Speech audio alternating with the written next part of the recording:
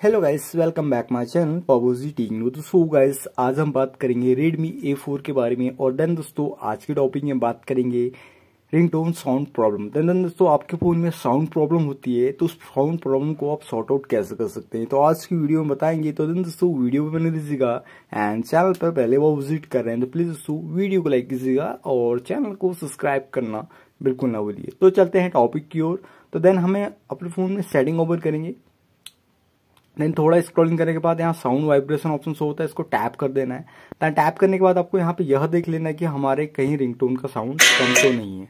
तो देन अगर कम हो आप इसे फुल कर सकते हैं। देन यहाँ से कम हो तो देन इसके बाद भी आपके फ़ोन में रिंगटोन साउंड नहीं आ पाता तो देन आप अपने फ़ोन को एक बार स्विच ऑफ कीजिए एंड देन ऑन करने के बाद आपके फ़ोन में 100% गारंटी है कि आपका फ़ोन में साउंड आना स्टार्ट हो सकता है। तो दोस्तों, उम्मीद करते हैं आपको हमारी वीडियो अच्छी लगी हो तो प्लीज़ वीडियो को लाइक कीजिएगा एंड चैनल को सब्सक्राइब करना ना भूलिए। तो मिलते हैं नेक्स्ट वीडियो में। जय माता दी।